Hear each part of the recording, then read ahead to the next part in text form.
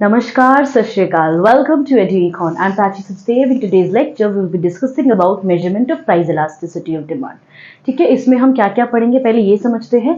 हम दो view points पढ़ेंगे कि क्या व्यू पॉइंट्स है, क्या नजरिया है मेरा प्राइस इलास्टिसिटी ऑफ डिमांड को मेजर करने का, और दूसरा हम पढ़ेंगे इसके मेथड्स, कौन कौन से मेथड्स और मेजरमेंट्स हम यूज करेंगे, क्या क्या नाम है उस मेथड्स के वो हम पढ़ेंगे और इनकी डिटेल भी पढ़ेंगे। जैसे परसेंटेज मेथड, इसका क्या फॉर्मूला होगा, कैसे ये सॉल्व होगा, total expenditure method, point method.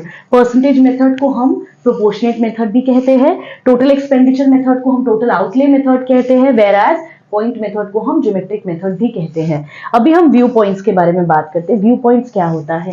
पहला व्यू पॉइंट होता है पॉइंट इलास्टिसिटी। एक पॉइंट, एक इनफाइनाइटली स्मॉल चीज को जब हम मेजर करते हैं in terms of price elasticity of demand, एक पर्टिकुलर इनफाइनाइटली स्मॉल चीज को मेजर करें, वो होता है पॉइंट मेथड। ठीक है, और दूसरा होता है आर्क इलास्टिसिटी। आर्क इलास्टिसिटी क्या होता है? या तो एक इनफाइनाइट रेंज, एक प्रॉपर रेंज, या और आर्क भी हम उसे कहते हैं, वो हम मेजर कर रहे हैं, उसे कहते हैं आर्क इलास्टिसिटी ऑफ डिमांड। देखिए ये डायग्राम से हम समझते हैं, एक्स एक्सिस है, ये वाई एक्सिस है, इसमें एक आर्क बना हुआ है जिसमें दो पॉइंट्स दिए हुए हैं, एक आर पॉइंट है और दूसरा है R1। लेट्स सपोज मुझे आर पॉइंट मेजर करना है। ठीक है, मुझे सिर्फ एक पॉइंट आर या एक पॉइंट R1 मेजर करना है। तो जो पॉइंट हमें मेजर करने को कहा गया है वो कहलाता है point elasticity of demand. Where as अगर मुझे आर और R1 के बीच में पूरा क्या डिफरेंसेस है, क्या रेंज है, ये पूरे को अगर मुझे मेजर करना होगा R और R1 को, तो हम कहेंगे आर्क इलास्टिसिटी ऑफ डिमांड। एक पर्टिकुलर पॉइंट को हमें मेजर करना होगा तो हम कहेंगे पॉइंट इलास्टिसिटी ऑफ डिमांड। अब ये जो हम मेजरमेंट करते हैं पॉइंट और आर्क इलास्टिसिटी, इसके और डिटेलिंग में जाएंगे हम तो 3 मेथड्स है, अंडर 3 मेथड्स ये मेजर होते हैं।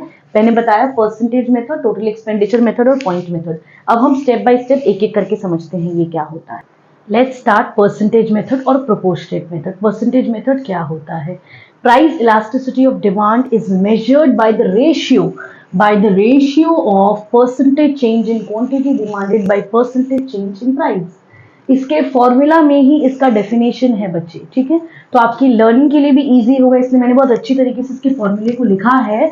पहला क्या है, आप जो थियोरेटिकल लिखेंगे वो ऐसे लिखेंगे, price elasticity of demand is measured by the ratio of percentage change in quantity demanded by percentage change in price. और इसको हम मैथमेटिकली भी लिखते हैं, वो इस तरीके से लिखते हैं, वो कैसे आएगा ये समझते हैं। ईपी क्या है? Percentage change in quantity demand by percentage change in price, जिसको हम लिख सकते हैं change in quantity demand by initial quantity. ठीक है, हमारा क्वांटिटी डिमांड क्या था, क्या चेंज हुआ है, और इनिशियल क्वांटिटी क्या था, दोनों को रेशियो में लाके इंटू 100 करेंगे, तब हमारा परसेंटेज निकलेगा चेंज इन क्वांटिटी डिमांड का। ये हमारा करने से परसेंटेज निकलेगा चेंज इन क्वांटिटी डिमांड का। और अगर मुझे परसेंटेज चेंज इन प्राइस निकालना है तो मेरा कितना चेंज हुआ है प्राइस में, बाय इनिशियल प्राइस इंटू 100, हमारा ये निकलेगा। ठीक है, अब हम चेंज इन क्वांटिटी डिमांडेड को हम डेल क्यू लिख सकते हैं बच्चे, चेंज इन क्वांटिटी डिमांड को हम डेल क्यू लिख सकते हैं और इनिशियल क्वांटिटी को हम क्यू लिख सकते हैं। देखिए मैंने लिखा है डेल क्यू और Q into 100। Change in price को हम डेल पी लिख सकते हैं और इनिशियल प्राइस को हम पी लिख सकते हैं। मैंने आपको बताया था हम ये जो डेल है इसे एज अ चेंज डिनोट करते हैं। अगर आपने हमारा प्रीवियस वीडियोस देखा है तो आपको पता होगा। ठीक है, अच्छा ये हुआ। अब इसे हम जब और ज्यादा सिंप्लीफाई करते हैं तो देखिए डेल क्यू बाई क्यू, ये मल्टीप्लाई का साइन हो जाएगा, ये 100 ऑब्स्ट्रक्ट हो जाएगा, कट जाएगा, ये पी ऊपर आ जाएगा, पी बाई डेल पी। इसे हम ऐसे भी लिख सकते हैं, इसे हम और भी ज्यादा अपने लिए इजी बना सकते हैं। एक साइड डेल वाला चेंज वाला एक साइड ले आए और हमारा प्राइस और क्वांटिटी एक साइड ले आए, तो del Q by del P into P by Q. ठीक है, अच्छा एक इंपॉर्टेंट चीज जो मुझे आपको बताना है वो है कि परसेंटेज चेंज और प्रोपोर्शनेट मेथड जिसे हम कहते हैं वो किसके अंडर आता है? हमारा व्यू पॉइंट है आर्क इलास्टिसिटी का। कौन सा व्यू पॉइंट है बच्चे? आर्क इलास्टिसिटी का। अब हम दो इंपॉर्टेंट चीजें भी मुझे बतानी है आपको परसेंटेज मेथड में। परसेंटेज मेथड जो होता है बच्चे, इलास्टिसिटी ऑफ डिमांड जो हम कैलकुलेट करते हैं बेसिकली वो हमेशा नेगेटिव होता है। कैसा होता है? नेगेटिव होता है। ठीक है, नेगेटिव होता है क्यों? क्योंकि जो प्राइस है और जो क्वांटिटी है ये इनवर्स रिलेशनशिप है, ठीक है। प्राइस अगर ज्यादा है क्वांटिटी कम होगा, प्राइस अगर कम है तो मेरा क्वांटिटी ज्यादा होगा, तो इनवर्स रिलेशनशिप है, ठीक है। वैसे ही अगर प्राइस अगर पॉजिटिव है तो क्वांटिटी नेगेटिव होगा, अगर क्वांटिटी प्राइस हमारा नेगेटिव है तो क्वांटिटी हमारा क्या होगा? पॉजिटिव होगा। तो क्या है ये? इनवर्स रिलेशनशिप शो कर रहा है, तो ये नेगेटिव स्लोप है। बट हमें ये नेगेटिव साइन को इग्नोर करना है हमेशा, ठीक है।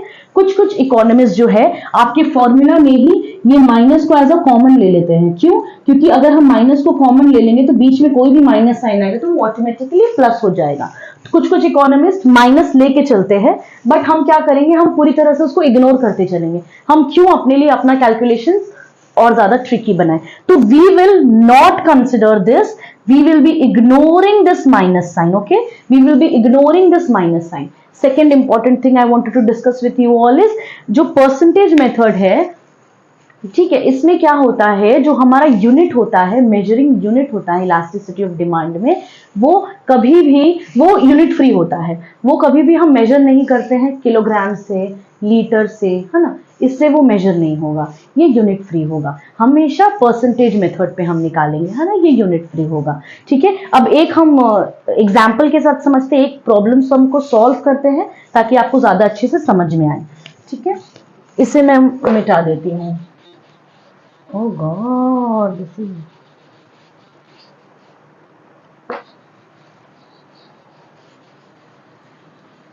okay.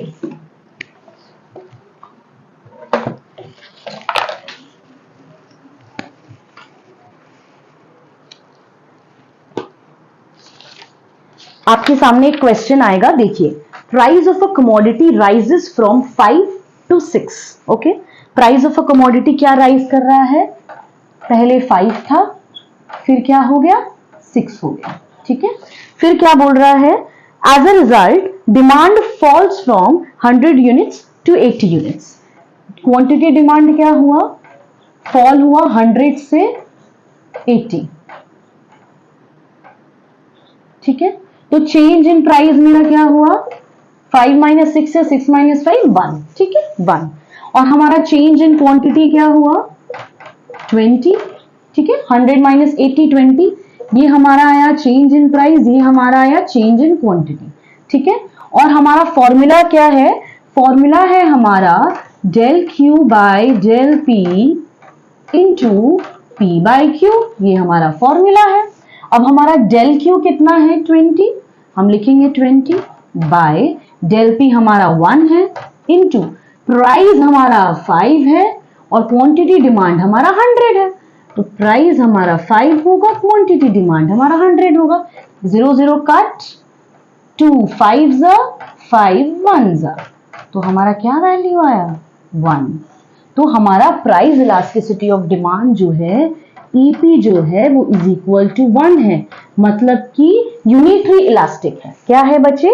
यूनिटरी इलास्टिक है। इसके बहुत सारे एग्जांपल्स हम करेंगे, बहुत सारा क्वेश्चंस हम सॉल्व करेंगे, बट आफ्टर दिस क्लास, ठीक है। ये लेक्चर खत्म होने के बाद हम प्रॉपरली इस परसेंटेज मेथड को फोकस करेंगे और इसके सारे प्रॉब्लम सम्स को सॉल्व करेंगे।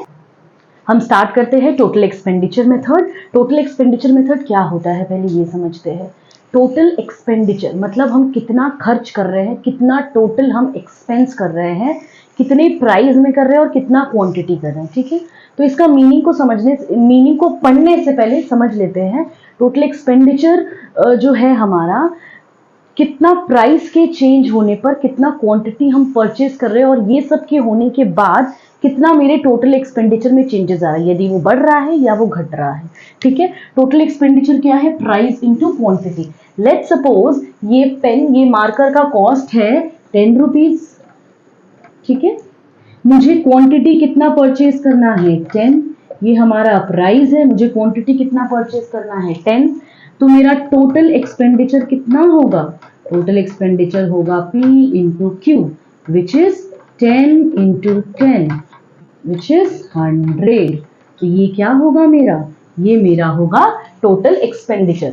तो यही इसका मीनिंग कह रहा है, elasticity of demand can be measured by considering the change in total expenditure incurred on a commodity मतलब जितना हम खर्च कर रहे हैं कमोडिटी में as a result of change in the price के चेंज होने से कितना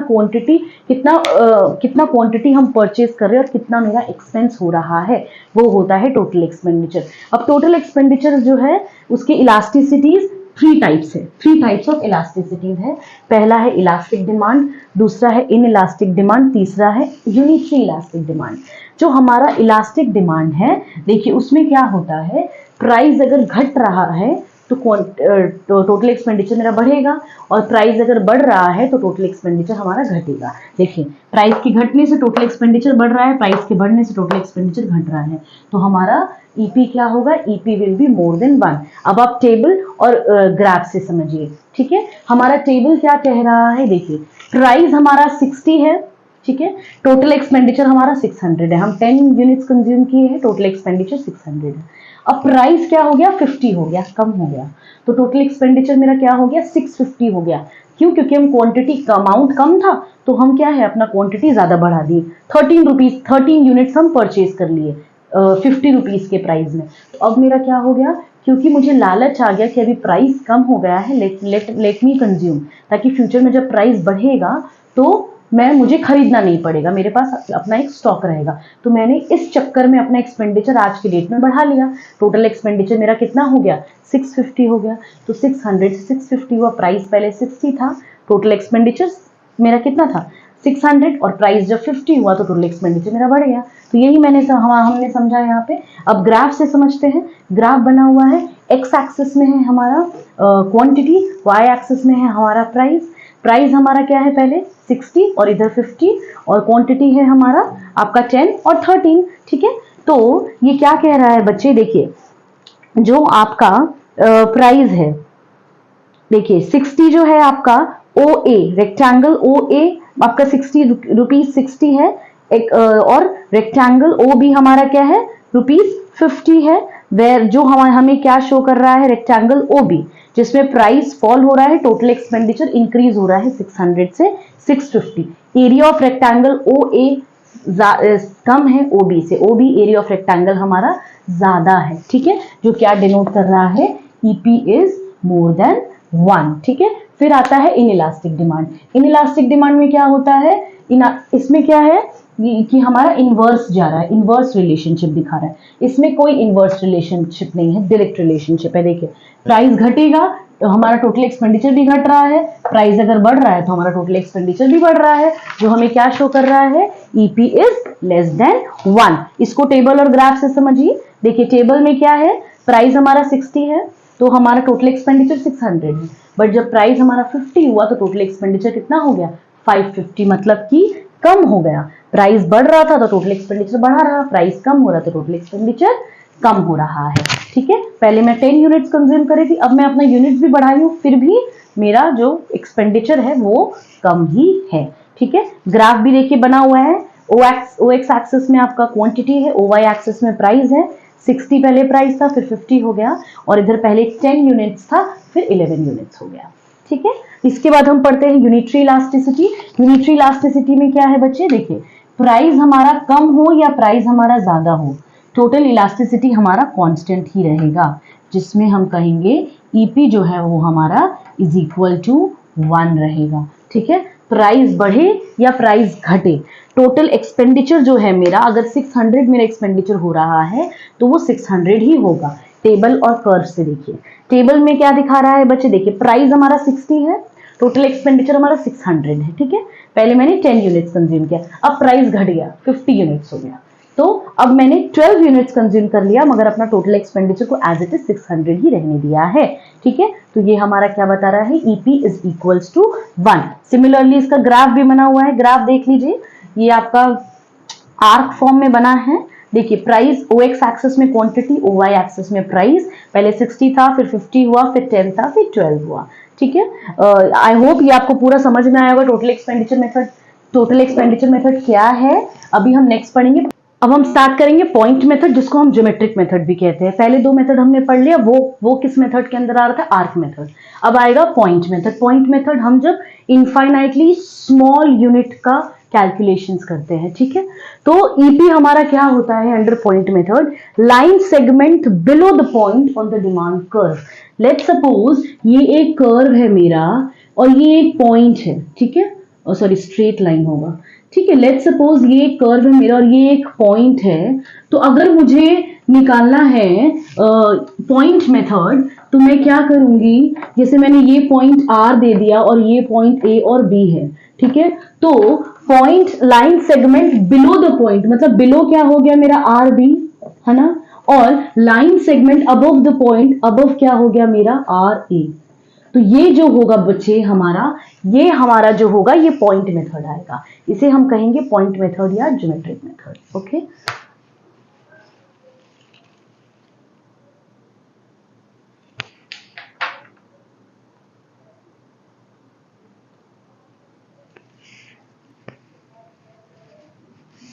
ठीक है, इसे हम कहेंगे पॉइंट मेथड या ज्योमेट्रिक मेथड, क्योंकि ये सेंटर में है तो हमारा ये क्या हो गया, विल बी इक्वल टू 1। ये हमारा हो गया EP will be equal to 1, ठीक है। अब हम समझते हैं ये जो मैंने डिमांड कर्व जो बनाया है, ये जो मैंने कर्व बनाया है और ये जो मैंने कर्व बनाया है इसके बेसिस पे, ठीक है। अब हम निकालते हैं elasticity of price at point A के पॉइंट पे निकालते हैं। तो हमारा क्या है, लोअर लाइन सेगमेंट क्या हो गया, ए बी, ठीक है। Where as upper line segment तो कुछ भी नहीं है विच इज 0। तो हमारा यहाँ पे ईपी क्या हो गया, EP is equal to infinite, ठीक है। अब हम निकालेंगे ईपी एट पॉइंट बी, ठीक है। लोअर लाइन सेगमेंट हमारा क्या हो गया, ई, सॉरी पी नहीं ई, लोअर लाइन सेगमेंट हमारा क्या हो गया, ई बी, ओके। क्या हो गया हमारा ई बी, और अपर लाइन सेगमेंट क्या हो गया, छोटा सा ए ई या ई ए जो भी है ना। तो इस पे क्या हमारा बताएगा बच्चे, क्योंकि ये ज्यादा है और ये हमारा क्या है, कम है, तो यहाँ पे क्या हो गया, ईपी इज मोर देन 1। अब हम फाइंड करेंगे ईपी एट डी। डी में क्या होगा हमारा, अपर लाइन से लोअर लाइन सेगमेंट क्या है, डी बी, वेराज अपर लाइन सेगमेंट है हमारा डी ए। तो यहाँ पे क्या हो गया, प्राइस इलास्टिसिटी हमारा इक्वल टू 1 हो गया। क्यों, क्योंकि दोनों का डिफरेंसेस दोनों का सेम है, इधर भी और इधर भी, ये एकदम सेंटर पे है। अब हम निकालेंगे ईपी एट सी, ठीक है। सी में कैसे होगा, लोअर लाइन सेगमेंट है हमारा सी बी बाय, और अपर लाइन सेगमेंट है हमारा सी ए, ठीक है। सी बी क्या है हमारा, कम है, और सी ए क्या है मेरा, ज्यादा है, विच इज इन इलास्टिक। तो EP will be less than 1, ठीक है। फिर आता है हमारा ईपी एट बी, बी निकालेंगे हम, ठीक है। तो यहाँ पे क्या है बच्चे, ऊपर मेरा 0 होगा, क्यों, क्योंकि इसके लोअर लाइन सेगमेंट में कुछ भी नहीं है और अपर लाइन सेगमेंट है विच इज बी ए या ए बी, है ना। तो ये हमारा क्या हो गया, EP is equal to 0। Anything divided by 0 is 0। I hope आपको ये पूरा लेक्चर समझ में आया होगा। Please like, subscribe and share कीजिए अपने दोस्तों के साथ, और फ्यूचर वीडियोस के लिए स्टे ट्यून। Thank you.